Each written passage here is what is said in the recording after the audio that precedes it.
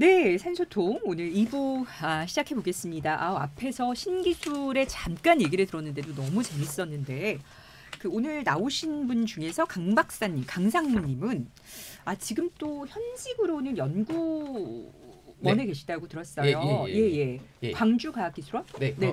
그 안에 저희 그 회사 연구 조직들도 거기 같이 도움을 받아서 창업을 그쪽에서 또 하나 회사를 같이 세워가지고 도움을 받고 있습니다. 그러니까 보육받고 있습니다. 그러니까 지금 본업도 있으시고 연구를 하는 강주과학기술원에서 연구. 그러니까 본업 연구는 어떤 쪽이세요? 이 연구입니다. 이 연구입니까? 네. 이 연구고 이거를 이제 아까 말씀드린 태양전지나 저희는 이제 궁극적인 골은 태양전지. 그러니까 들으시는 분들은 약간 저분 무슨 뭔가 이런 거 관련된 기업에서 나오셨다고 했는데 왜 또 박사라지? 왜 강주과학기술원에서 일한다지라고 생각하실 수 있는데 어떻게 되신 거예요? 일단 이제 제가 광주과학기술원을 제가 그 박사 과정을 했었고요. 네. 이제 그때의 기술을 이제 특허 기술을 등록을 했었고 그때 특허 기술이 지금 앞서서 말씀하신 지금 그게 투명전구 유연 투명전구 기술에 대한 특허가 그때 성립이 됐고 연구를 하시는데 특허를 받은 거군요. 그걸 이제 어떻게 보면 이제 여기에 이제 MS웨이의 대표님께서 새로운 사업으로 한번 해보고 싶다. 해서 이제 광주과학기술원하고 MS웨이가 합작해서 이제 그 창업 기업을 만들고 뭐 그런 형태로 돌아가는 과학기술원 내에 약간 벤처기업처럼 있습니다. 보육기관입니다. 근데 사실 모든 이렇게 연구를 하시는 분들의 사실 약간 꿈일 것 같아요. 본인이 개발한 특허에다가 그런 그 기술을 가지고 상용화돼서 정말 일반 사람들이 쓰고 있는 걸 보면 진짜 뿌듯할 것 같은데 곧 목전에 맞습니다. 아주 장밋빛이 그러나 더 노력하셔야죠. 맞습니다. 지금은 어쨌든 정부에서 국가에서 그래 이거 좀 괜찮을 것 같아 가능성이 있어 보여 하는 유연 투명 전극 기술을 줬지만 또 2년의 시간이 있으니까 이거를 상용화해서 NEP를 밟도록 하겠습니다. NEP. 여기서 NEP란 신기술은 NET 그리고 받으면 NEP가 되는 거죠. 받아서 제품에 적용을 해서 가 되면 NEP가 되는 과장님 그러면 좀 궁금해요. 이 지금 제도가 한 20년 가까이 됐는데 그동안 그러면 NEP를 받은 그러니까 신기술을 NET 그러니까 신기술 인증을 받고 연결돼서 2년 후에 신제품 인증을 받은 건 한 어느 정도 되나요? 사실은 저희가 이상적으로 보면은 NET를 하셔가지고 그다음에 그 제품을 실제 제품에 적용해서 또 이제 아까 MSW에서 말씀하신 거 투자자를 받아서 공장을 만들어서 제품을 만들어서 NEP를 받는 게 사실 이상적이긴 한데 뭐 아시다시피 기술 개발한 것들이 대부분 상품화되는 거는 지금 많아야 뭐 10% 20% 산업부에서도 R&D를 많이 지원하고 있지만 실질적으로 그 양산까지 해서 뭔가 수익을 남기는 건 사실 확률이 되게 낮습니다. 저희가 최근에 조사한 바에 따르면 NET를 통해서 NEP로 가서 특히 NET에서 뭔가 시제품이 돼서 뭔가 제품화될 수 있던 확률이 보통 한 20% 이외 정도 되기 때문에 사실 이렇게 많이 높지는 않은 편인데 그만큼 이제 기술 개발을 통한 것들이 시장에 나오기까지 어렵다는 것을 반증하는 어떤 그런 논리가 될 수 있을 것 같습니다. 여기 계신 분들은 꼭 20% 안에 들어서. 근데 지금 과장님이 말씀하셨지만 저희가 또 그 산업통상자원부에서는 알키미스트 프로젝트라고 해서 여러분들 관심 가져주셔도 좋을 것 같아요. 그러니까 정말 난제에서 난제를 꼭 성공하지 못한다 하더라도 그 난제를 가는 과정에서의 또 이런 발견들이 있으니까 그런 것도 또 지원하는 저희가 아주 큰 프로젝트가 있습니다. 그래서 지금 말씀하셨듯이 또 얼핏 들으시면 신기술이면 전부 다 신제품으로 이어져야 되는 거 아니야라고 또 그래야지 신기술을 잘 선정한 거 아니야라고 생각할 수 있지만 또 아니죠. 뭐 꼭 신제품이 안 된다 하더라도 그 과정에서 또 여러 가지 중요한 의미 있는 발견들이 있으면 그렇죠. 그러니까 그런 이제 기술들이 하다가 실패하면은 왜 실패하는 원인이 나오게 되고 또 그거를 다시 풀기 위한 과정 중에서 또 새로운 기술을 발견하게 되고 또 그러한 여러 기술이 축적됨에 따라 가지고 그것들이 이제 잘 합해지게 되면 정말 그 아주 이상적이고 좋은 제품들이 나올 수 있는 거죠. 그 깨비농장에서는 원래는 블루베리 관련 종합 기업이라고 들었는데 제가 또 얼핏 뭔가 좀 언론을 통해서 보면 블루베리가 좀 요즘 안 좋다라는 업계 상황이 안 좋다라는 얘기도 있는데 어때요?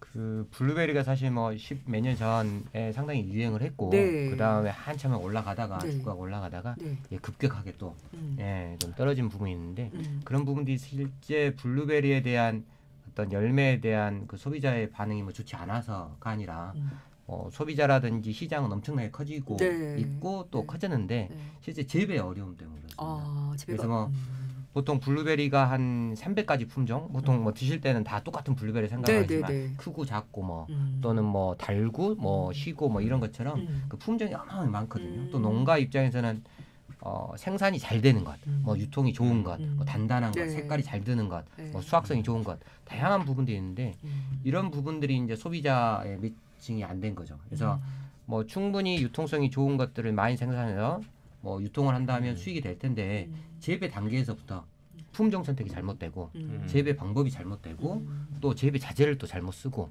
뭐 이런 여러 가지 문제들 때문에 실제 국산 그 제품이 유통이 됐을 때 외국산 제품하고 경쟁력이 있어야 되는데 그 경쟁력이 좀 떨어집니다. 그 우리나라 블루베리 산업은 어느 정도의 위치를 점하고 있나요? 우리나라 뭐 내수는 다 이렇게 하고 있는 건가요? 그렇습니다. 그 다행히 이제 생과 시장에서는 그래도 국내산 블루베리가 상당한 지위를 좀 차지하고 있긴 하거든요. 전 세계적으로? 전 세계적인 우리 국내로만 봤어는 국내에서는 어쨌든 국내 수요는 뭔가 해결이 되는. 그렇습니다. 국내 수요는 어느 정도 이제 해결을 하고 있는데. 그 세계적인 시장으로 보자면 칠레와 미국이 대부분을 선점을 하고 있고 또 칠레에 있는 그 한 개의 회사가 전 세계를 좀 잡고 있는 그런 구조가 좀 되어 있습니다. 근데 뭐 블루베리라는 거는 뭐 일반인들도 사실 그 효능이나 그런 굉장히 중요한 과육이라는 거에 대해서는 다 알고 있고 그러니까 사실 그리고 특히 먹거리는 근거리에서 우리나라에서 좀 생산된 게 우리나라에서 소화되면 참 좋으니까요. 물론 그렇죠. 로컬 푸드라는 게 진짜 아직까지 그래도 이제 블루베리라는 게 제가 항상 이제 뭐 강의를 이렇게 하거나 할 때 이야기하거든요. 신토부라는 네 글자에 이제 절을 해야 된다. 왜냐하면 국내에서 보통 그 소비자들이 어떤 이 마트에 가서 외국산 제품, 뭐 국내산 제품, 특히 이제 농산물 관련된 부분에서는 똑같은 그 품질이라면 다 국산 선택하거든요. 그래서 일반적인 이제 뭐 조사에 비하면 뭐 보자면 한 30% 정도의 가격 차이가 나지 않으면 국산은 보통 선택을 한다고 하더라고요. 근데 이제 아까도 말씀드렸듯이 외국 같은 경우에는 블루베리에 대한 그 재배나 이런 것들이 회사가 대면적으로 그리고 뭐 시설의 유통 뭐 이런 부분까지 아주 완벽하게 되어 있고 국내는 대부분 300평에서 한 2,000평, 3,000평 내외의 소규모 그 개인들이 하고 있기 때문에 이 질적 수준을 좀 맞추기가 어려운 부분이 있긴 하거든요. 근데 그 이번에 사실 신기술 받은 곳 중에서 농업 관련 회사는 깨비 농장이 유일하더라고요. 그래서 저는 굉장히 의미가 있다고 생각해요. 실제 뭐 그 저희가 시작하기 전에 잠시 한 말씀 드렸는데 농업을 한다라고 하면 보통 사람들이 시선이 그렇게 좋지는 않습니다. 저희가 보통 사람들이 무슨 일 합니까?라고 하면 농사 짓습니다라고 하거든요. 그러면 우선 위아래를 한번 쳐다보고 이런 표현을 보통 많이 보여주시거든요. 그거 자체가 농업이라는 걸 산업으로 또는 뭐 기술적인 부분이나 이런 것들로 이렇게 크게 쳐주지 않는 부분인데 그리고 또 굉장히 어려울 거라고 생각을 하시는 게 있을 것 같아요. 근데 그 농업으로 이 신기술 인증을 받았다는 것 자체로 저희 직원들도 그렇고 이런 걸 상당히 좀 자부심을 가지고 있습니다. 근데 정말 신기해요. 어떻게 또 이렇게 또 특화돼서 블루베리에 딱 집중을 하셔가지고 이렇게 회사를 만들게 되셨는지도 조금 궁금하기도 해요. 제가 그 원래 이제 농업에 뭐 이 회사 사장이라고 한다면 농대를 나왔겠거니 보통 하는데 제가 사실 그 공대를 나왔습니다. 컴퓨터 관련 학과를 나왔거든요. 그리고 거기에서 이제 열심히 이것저것 하다 보니까 뭐 네트워크 서버 시스템을 개발을 하게 됐고 대학원 1학년 때 제가 이제 그 투자를 받아 벤처 기업을 만들었거든요. 그때부터 이제 사업을 진행했었는데 한참 이제 하다 보니까 이 뭐 그 기업의 뭐 운영이라는 게 쉽지는 않았지만 그래도 어느 정도 뭐 잘 나갔었거든요. 그런 도중에 이제 갑자기 부모님이 좀 많이 좀 안 좋으셨습니다. 근데 이제 저희 이제 가족들 보면 대부분 회사원이고 전 사장이고 하다 보니까 사장이 조금 시간이 있는 거죠. 부모님 모시고 계속 병원을 다니고 하다 보니까 이대로 안 되겠다 해서 시골에 집을 지었습니다.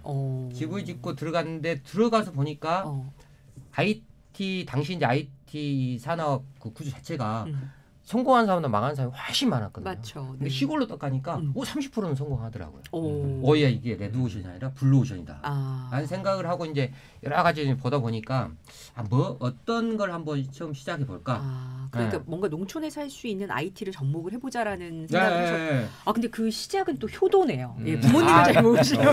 그렇게 또 방송에 나가면 네. 제가 이게 또 그러니까 효도까지는 아니고 네. 어쨌든 뭐 시간적인 부분이 이렇게 했었는데 그때 이제 저희 제가 처음에 귀농을 했을 때 네. 저희 큰 애가 4살이고 작은 애는 이제 아내가 임신을 하고 있었는데 저희 처가 쪽이 다 이렇게 안경을 아주 두꺼운 안경을 쓰거든요. 네. 그러면 저희 애들도 눈이 분명히 나빠질 것 같으니 나쁘지 않을까라는 걱정. 그래서 블루베리를 맞습니다. 검색하다 보니까 블루베리가 뭐 안토시아닌도 풍부하고 항산화 물질도 많아가지고 눈에 그렇게 좋다고. 효도에 이어서 자식에 대한 사랑. 네. 그렇게 해서 이제 심다 보니 첫 농장이 블루베리 농장이 됐습니다. 그렇게 해서 지금 그런데 신기술은 또 백합으로 받으셨다네요. 그렇게 해서 어찌어찌 이제 블루베리로 이게 이제 문제가 상당히 많았습니다. 뭐 그 당시엔 처음이었고 뭐 재배 기술부터 다양한 문제들이 있었는데 뭐 운 좋게 이제 뭐 미국의 석학들을 좀 만날 수 있는 기회, 거기서 뭐 품종도 들어오고 또 칠레 세계 최고 기업 또 한 번은 방문해서 이렇게 뭔가 연계를 또 할 수 있는 부분 하다 보니까 이제 블루베리 전문 기업이 됐죠. 네. 근데 저희 본사가 당국대 천안 캠퍼스 바로 옆에 있거든요. 네. 지인의 소개로 이제 당국대 천안 캠퍼스 내에 연구팀을 소개를 받았습니다. 네. 근데 거기서 이제 백합을 한 10년 동안 열심히 또 만났군요. 네. 열심히는 하고 있었는데 이게 현실성이 좀 떨어지는 겁니다. 연구실 내에서 하다 보니까 실제 대량 증식을 해야 되는데 대량 증식할 수 있는 시설뿐만 아니라 대량 증식하면 뭐 농장도 있어야 되고 그러니까 테스트도 해야 되고 뭐 지원도 있어야 되고 이런 부분인데 그게 안 되는 거죠. 그래서 그 고민하고 뭐 있었는데 저희가 가지고 있는 게 조직 배양 기술이었거든요. 그래서 이제 그 두 가지 융합을 하면 조직 배양 기술을 가지고 계셨군요. 그래서 그걸로 이제 중국에 대량 묘목도 저희가 수출했었는데 두 개를 접목하면 뭐 가능성이 있겠다. 그래서 이제 그 교수님은 저희 소장님으로 연구팀은 또 흡수하고 이렇게 해서 저희가 백합을 그래서 블루베리에 이어서 백합까지. 맞습니다. 그러니까 다음에 뭐 하실지 너무 궁금해요. 너무 재밌었습니다. 오늘 정말 저는 되게 그러니까 사실 모두 다 급식을 하고 저희도 회사에서 사실 급식을 하고 그렇죠. 뭐 아이들도 급식을 하고 또 회사원들 급식을 하지만 사실 정말 그 생각은 못했던 것 같아요. 정말 거기에서 나오는 저런 것들이 사실 굉장히 또 아까 전에 얘기해 주셨지만 저거를 조금 더 이 신기술이 완전히 상용화되게 2년 후에 되면 조금 더 어떤 걸로 더 적용을 할 수 있을까요? 뭐 아까 초반에 말씀드렸는데 저희가 이제 이 기술을 뭐 개발하고 또 개선한 부분도 있는데 이미 또 하고 계시다고. 이미 저희가 맞습니다. 제품화도 거의 끝나 있는 상태고요. 또 저희는 그래서 처음에 원래 제 입장에서는 NET는 뭐 너무 쉽게 당연하다. 대한민국 최고의 기술력을 인정해주는 인증이고 NEP는 그 기술력을 살려서 제품력으로 인증을 해주는 거기 때문에 저희는 이제 처음에 준비할 때부터 그 기술하고 제품화를 동시에 저희가 추진을 했고요. 그리고 이제 지금 이제 그 적용 기술 인증 준비가 거의 다 마무리가 됐고 또 내년에 이제 또 NET 받을 예정이고요.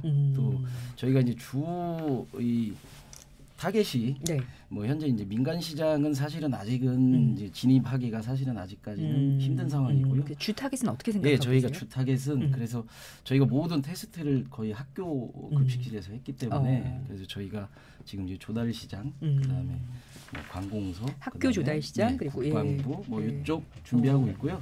지금 저희가 그래서 1차 통과를 하고 지금 다음 달에 이제 또 우수 제품 심사 일정도 저희가 지금 잡혀 있고요. 그래서 일단은 초기에 저희가 일단 시장에 진출하려면 저희가 일단 조달 시장에 진출하는 게 가장 저희가 급선무라서 일단 그쪽에 지금 모든 총력을 기울여서 지금 저희가 준비를 지금 하고 그 오염 물질을 제거해 주시니까 사실 얼핏 또 듣기에는 뭐 화천이나 수처리장이나 뭔가 조금 영역을 넓힐 수 있지 않을까라는 생각도 들어요. 일부 이제 저희가 갖고 있는 기술이 이제 여러 가지 있는데요. 뭐 또 이 장비에 들어간 기술도 있고 안 들어간 기술도 있고 있는데 뭐 일부 또 적용하는 부분은 저희가 또 일부는 뭐 동남아 쪽에서 소형 뭐 하수처리 장치도 저희가 또 지금 준비도 하고 있는데 뭐 워낙에 지금 한국에도 또 하수처리 뭐 공법이나 네. 업체들이 많아서 네. 뭐 저희가 이렇게 뭐 시장에 끼어들기는 힘들고요. 만약에 뭐 저희 기술을 보시고 뭐 제공을 원하시거나 또 참여를 원하시면 저희가 얼마든지 그건 가능하다. 그러나 일단은 어쨌든 신기술로 인정받았으니까 좀 집중을 해서 원래 이게 문제의식을 가졌던 부분 거기에 조금 하시겠다는 거죠. 그러니까 사실 그 진짜 참 관가를 했어요. 폐유라는 것도 사실 진짜 엄청날 텐데 폐유 분해 기술이나 살균 기술 그러니까 이런 시장 같은 경우는 뭐 어떻게 보고 계세요? 저희가 보통 지금 현재 저희 장비가 들어갈 수 있는 시장을 보면 일반 조달하고 관공서 부분 보면 거의 한 2천억 정도 시장이 되고요. 이제 지금 한국의 학교 수가 한 12,000개 내외 정도 있는데요. 저희가 아직 이제 장비가 지금 이제 한 학교에 한 대에서 두 대까지 들어가야 되는 상황이다 보니까 시장은 대략 한 2천억 정도에서 3천억 정도 보고 추후에 이제 뭐 이제 저희가 이제 뭐 감가상각돼서 장비가 어느 정도 좀 저렴해지면 이제 국내 시장은 한 4천억에서 5천억 정도 보고요. 저희가 지금 뭐 미국이나 뭐 그러니까 세계를 나가셔야죠. 네, 그렇죠? 유럽도 지금 저희가 조금씩 접촉을 하고 있는데 사실 뭐 아까 한국은 그리스트랩이 보시면 사각형인데 뭐 미국 같은 데는 원형이고 뭐 해서 이런 부분은 얼마든지 저희가 뭐 적용이 가능하기 때문에 그러니까 전 세계적으로 어쨌든 저 폐유는 그냥 그리스트랩 정도로만 지금은 하고 있는 거죠. 네, 맞습니다. 그러니까 저희는 이제 일단 뭐 저희가 크게 하수처리장 뭐 처리 이런 기술이 아니라 어쨌든 하수처리장으로 그 폐수들이 가기 전에 저희가 어떤 1차에서 조금이라도 개선된 폐수를 내보내주면 그게 사실은 한 군데 학교에서는 얼마 안 되지만 모이면 그렇죠. 어마어마한 양이고요. 그리고 뭐 지금 1년에 한 학교에서 쓰는 게 보통 700명 정도 되는 학교에서 보통 한 달에 500톤 정도의 물을 써요. 그래서 이게 어마어마한 양이고요. 그리고 또 급식 참여하시는 이런 그 근로자분들이 너무 우리가 생각하지 못하는 굉장히 힘든 일을 하고 계셨던 거네요. 그렇죠? 그래서 보이지 않게 뭐 거기서 조리만 하시는 줄 아는데 사실은 조리 업무보다 더 중요한 게 그런 이제 위생 관리, 그다음에 청소 유지 관리. 그러니까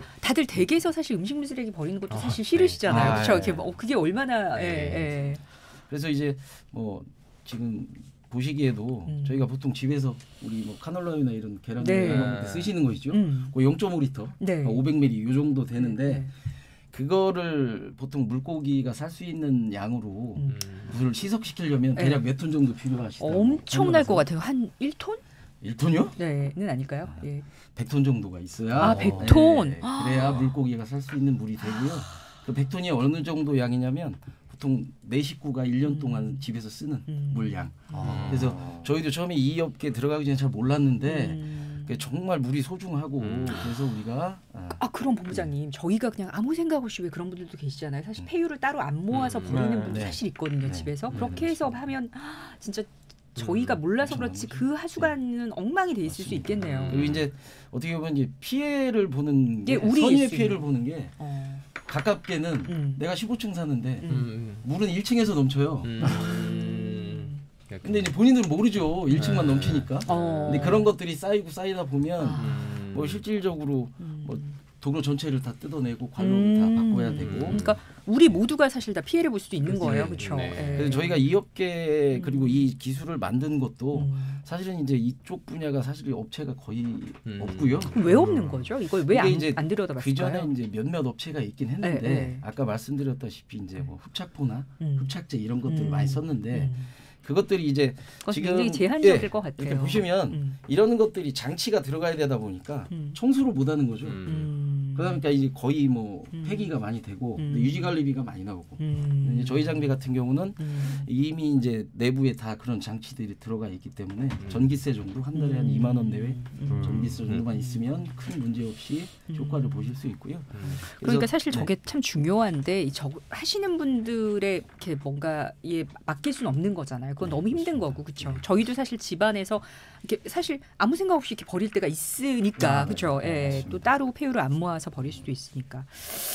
너무 재밌어요. 윤수일 본부장님, 이렇게 또 이런 자리가 또 흔치 않으니까 또 나오신 김에 이렇게 또 일반 또 여기다 계시는 분들이 굉장히 또 이렇게 막 이렇게 고객을 직접 대하는 또 이런 기술을 하시는 분들은 아니잖아요. 그러니까 또 이 방송 들으시는 분들한테 빌어서 또 여기 가장도 나와 계시니까 또 좀 국가에서나 이런 쪽에서 어떻게 정부에서 조금 더 이런 거에 신경을 더 써주시면 좋겠다라고 하고 싶으신 얘기 있으면 안 그래도 그 말씀 드리려고 그랬는데 저희가 이제 이런 제품들을 개발을 하고 제품화 시켜서 사실 판매를 하면 저희가 이제 사실 국가기관에 납품하는 건 대부분들 조달을 통해서 대부분 이제 하는데 그렇죠. 이게 사실은 저희 같은 업체들이 이 조달 시장에 진입하기가 사실은 상당히 이제 까다롭기도 하고 뭐 제약 조건도 많고 갖춰야 될 어떤 그런 자리도 상당히 많기 때문에 물론 당연히 이제 국가가 보증해주는 장비나 제품이다 보니까 당연히 까다로울 수밖에 없지만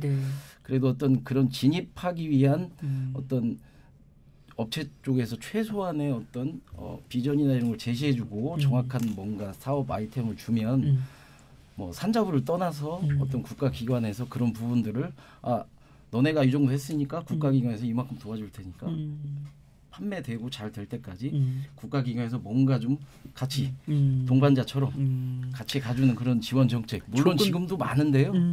뭐 저희가 이제 현장에서 느끼는 부분은 뭔가 좀 실질적으로 피부에 와닿는 그런 지원 정책 그리고 같이 갈 수 있는 그런 지원 정책 뭐 그런 것들을 귀 기울일 부분이 분명히 있다고 생각해요. 또 하시는 입장에서는 조금 더 사실 기술이라는 게 더 이렇게 조금 같이 어느 정도 반석에 오르기 전까지는 신경을 써야 되니까 조금 더 정부나 국가 차원에서의 배려 이런 것들이 조금 더 많아졌으면 좋겠다라는 말씀이신 거죠? 네. 오늘 어떠셨어요? 또 하시고 싶은 얘기? 네, 오늘 사실 저도 뭐 걱정이 많았었거든요. 뭐냐면 이게 좀 기업 홍보가 분명히 될 것 같고 가지고 이거 이제 말을 잘해야 될 텐데 잘하셨습니다. 잘하려고 하니까 더 떨리기도 하고 그런데 워낙 이제 분위기도 좋고 또 이렇게 전문가분들이 이렇게 도와주니까 이제 편안한 분위기에 완전히 분야가 다른 분들의 얘기를 들으니까 더 뭔가 아이디어가 이렇게 더 열심히 해야겠다는 생각이 드셨을 것 같아요. 물론입니다. 이게 보니까 설명도 이렇게 뭔가 준비도 좀 철저히 하고 준비 많이 오셨어요. 그래서 설명이나 주변에 알리는 부분도 철저히 좀 해봐야 되겠다 라는 생각도 있고 저도 또 여기 와서 이제 마지막 아까 이제 대본 쭉 보니까 이제 마지막 부분에 뭐 바라는 점 있냐 관련된 부분에 이제 방금 말씀해 주신 부분인데 저도 사실 바라는 게 있습니다. 다른 게 아니라 그 연구 개발이라는 게 분명히 쉽지 않더라고요. 그럼요. 그리고 시간도 많이 들고 성공보다는 실패가 많은. 근데 이제 특히 농업 쪽 같은 경우에는 뭔가 테스트를 한번 하려고 하면 한 작기 1년이 필요합니다. 그러다 보니까 한 7번 테스트하고 싶어 그러면 7년이 걸리죠.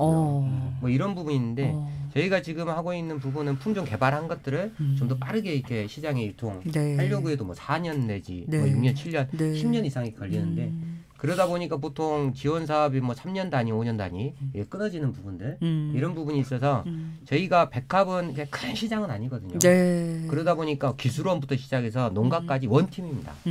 우리가 백합 이거 성공해야 돼. 다 모여가지고 있는데 벌써 이게 4년, 5년이 지나버린 거죠. 근데 이제 기술원에서는 품종 개발 또는 개인 그 품종 개발하신 분들도 마찬가지로 시장에 한번 나가보려고 하는데 벌써 끝난 겁니다. 물론 지원만 가지고 모든 걸 할 수 없다 생각을 하거든요. 뭐 거기에 이제 저희 같은 기업도 투자를 하고 다양을 해야 되겠지만 만약 여력이 있고 가능하다면 조금 더 장기적으로 농업 관련된 부분은 지원이라든지 계획을 좀 세워주시면 지금 뭐 힘든 농가들 그리고 여기에 정말 전력을 다하시는 분들이 조금 더 힘을 내고 할 수 있지 않을까. 그래서 항상 뭐 예산이 제한되어 있기는 하지만 꼭 농업만 해달라는 건 아니지만 이런 특수성을 좀 생각해 주셨으면 하는 그러니까요. 생각입니다. 되게 중요한 말씀하신 것 같아요. 또 1년이 지나야지 뭔가 농업이라는 것은 그렇죠. 최소 그런 게 있으니까 저에겐 작기가 아주 중요합니다. 그러니까 업황의 또 특성이 다르니까 그렇죠. 봄을 딱 지나고 나면 내년에 해야지.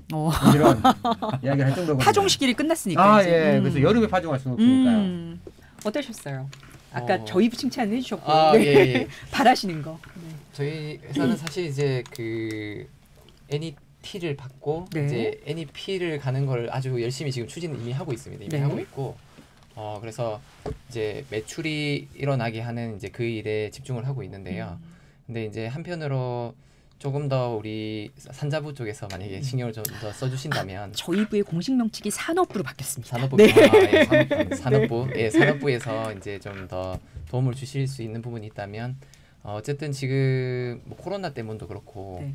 뭐 이제 국산화하라는 또 많은 그 지침들이 내려오고 있지 않습니까? 네. 일본산에 대해. 네. 근데 여전히 그런 부분이 잘 안 되고 있는 건 사실인 것 같아요. 왜냐하면 우리가 아직 기술력이 이렇게 응집이 잘 안 되는 부분들이 있는 것 같아요. 그러니까 그 대부분이 개별적 식당으로 치면 같은 업종을 여러 명이 개업을 했다가 전혀 공유가 되지 않고 같이 망해버리는 거죠. 그런 형태가 많이 있는 것 같아요. 그냥 노하우나 뭐 이런 것들이 그런 것들이 싸그리 부서지는 거죠. 그래서 어떻게 보면 좀 더 이렇게 뭐 클러스터라 해야 되나요? 그러니까 각 분야마다 좀 묶어주는 뭔가 거를, 서로 좀 융합이 될 수 있게 융합될 수 있도록 해줄 수 있는 거는 아무래도 기업끼리 하면 기업 비밀 때문에도 안 하려고 하거든요. 결국은 정부가 좀 나서줘야 된다. 정부가 묶어주면서 사실 이제 제가 조금 달리 말씀드리면 백종원 같은 사람 그런 사람을 어떻게 보면은 이제 그 산업부에서 이제 조금씩 더 늘려서 당연히 공무원이 더 늘어나야 되겠지만 그게 늘어남으로써 오히려 더 효과가 크다면 그렇게 해서라도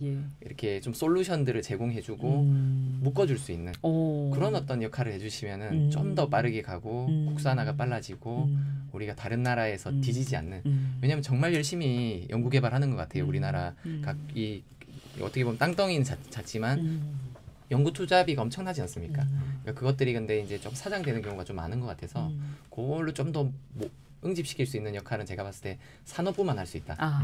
예, 연구재단에서 하는 그런 NRF는 원천 기술 위주로만 하기 때문에 실제 제품화가 돼야만 우리나라가 살지 않겠습니까? 그걸 해줄 수 있는 건 산자부다. 그래서 저희 회사를 많이 도와주십시오. 예, 이제 마무리할 건데 혹시 나 이 얘기 너무 하고 싶었는데 제가 질문을 안 드려서 못했다 하시는 거 있으시면 마지막으로 해주셔도 돼요. 제가 네, 많은 사장님. 말씀들을 해주셨는데 네. 저희 그 국가기술표준원 측면에서도 지금 여러 가지 말씀들, 뭐 인증 과정 중에서 네. 어려우신 점들, 또 인증을 받고 나서도 뭔가 지속적으로 지원해 주셨으면 좋겠다는 그런 말씀들을 주셨는데 나름적으로 저희 쪽에서는 이제 사전적으로는 인증 절차라든가 준비하는 서류가 너무 어렵기 때문에 저희가 1381 그 표준 인증 센터라는 거를 구축을 해서 처음 인증제도를 접하는 분들한테는 최소한 기본적인 절차라든가 필요한 서류들을 좀 안내를 적극적으로 하고 있고요. 네. 또 이제 접수한 후에 평가 과정에서도 보면은 뭐 성적서라든가 이런 것들이 상당히 오래 걸리고 네. 비용이 많이 들어갑니다. 그래서 그런 과정 중에서 들어가는 비용을 좀 최소화하기 위해서 간소화하는 서류라든가 그다음에 시험 성적서의 어떤 유효기간 연장이라든가 이런 것도 좀 많이 고민을 하고 있습니다. 그리고 또 가장 어려우신 평가 과정 중에서의 그 어려움들이 많이 있는데 이제 다른 것보다도 저희 정부나 국가가 하기 때문에 공정성이라든가 투명성은 답보가 되는데 이제 전문성 측면에서 보면은 나는 이렇게 정말 훌륭한 기술을 만들었는데 왜 내 기술을 못 알아주는 거야? 심사위원들이 이해를 못하는 거야, 막. 분들이 있어서 사실 저희 내부적으로도 이 분야의 전문가분들을 초청하려 노력하고 있고 공정성도 필요하기 때문에 가급적이면은 그 전문가 풀에서 저희가 이 분야 전문 그 분야에 있는 분들을 저희가 이제 뽑아내고 있긴 하지만 정말 필요한 경우는 특별 추천제를 통해서 정말 그 어렵게 개발하신 기술들이 제값을 받을 수 있도록 저희가 노력을 할 거고요. 아까 이제 사후적으로 봤을 때는 저희가 그 현재 450개 공공기관의 NEP 같은 경우는 20% 의무배를 하도록 하고 있습니다. 그래서 말씀하신 것처럼 만약에 아까 말씀하신 해당 기관에서 네. 말씀하신 그런 처리기가 필요하다고 하면 만약에 그 기관에서 10개 산다고 하면 2개는 반드시 NEP 제품을 사도록 하고 있기 때문에 또 그런 기관을 현재 450개에서 900개까지 늘리려고 노력하고 있고요. 예. 또 그 기관에 대해서는 반드시 사도록 하고 또 만약에 그게 안 될 경우에는 좀 더 다른 방안으로 기업을 도와줄 수 있는 방안이 없는지 저희가 좀 약간의 푸시를 열심히 하고 있는 입장이기 때문에 더 노력하시겠답니다. 네. 충분히 노력해서 저희 네. 아까 그 대표님 말씀하셨지만 신토불이라 말씀하셨는데 저희 나라 기업이 저희 나라 자본을 갖고 저희 나라 정부의 지원을 받아서 개발된 기술이기 때문에 그 기술들이 저희 나라에서 꽃을 피우고 또 더 나아가서는 이제 그 해외에 나가서도 그만큼 그 훌륭한 성적을 거두고 또 매출을 거둘 수 있도록 저희도 최대한 노력할 수 있도록 하겠습니다. 네. 원래 신 과장님한테 오늘 못 오셨지만 나머지 좀 재밌는 기술도 소개해 주세요라고 질문 드리려고 그랬는데 제가 보기에 한 번 더 해야 될 것 같아요. 한 번 더 모셔야 될 것 같아요. 너무 재밌어서 예, 완전히 다른 또 다음에 모시는 것도 꼭 들어주세요. 그래서 네. 이런 기술이었구나. 네. 네, 오늘 수고 많으셨고요. 달리기 경주에서 거북이가 토끼를 이긴 이유를 기업가들은 이렇게 분석한다고 합니다. 토끼는 낮잠을 자며 연구개발 투자를 게을리했고 거북이는 기업 분석 후에 자신의 장단점을 파악해서 강점인 성실함으로 약점인 스피드를 보완해냈기에 이길 수 있었다. 근데 하나 더 있는 것 같습니다. 거북이의 목적의식이 정확했다는 겁니다. 거북이도 토끼처럼 쉬고 싶고 포기하고 싶었겠죠. 골인 지점까지 가야 한다는 목적의식이 그렇지만 뚜렷했기에 토끼와의 경주에서 이길 수 있었다고 생각합니다. 신기술 신제품 인증서 수여식에서 인증을 받은 기업들은 토끼와 거북이의 장점만 갖고 있다는 생각도 듭니다. 뚜렷한 목적을 갖고 거북이처럼 성실하게 그리고 토끼처럼 빠르게 산업기술 개발을 위해 열심히 달리셨기 때문입니다. 오늘 함께 해주신 네 분 감사합니다. 산업부 국가기술표준원 인증산업진흥과의 신재혁 과장님, 깨비농장의 조만익 대표님, MS웨이의 강홍규 상무님, 윤슬, 김흥순 영업본부장님. 네 분 긴 시간 말씀 너무 감사합니다. 대한민국 산업통상 자원 전문 팟캐스트 산소통 오늘 순서는 여기서 마치겠습니다. 저는 산업통상자원부 온라인 대변인 최효안이었습니다. 다음 시간에 뵙겠습니다.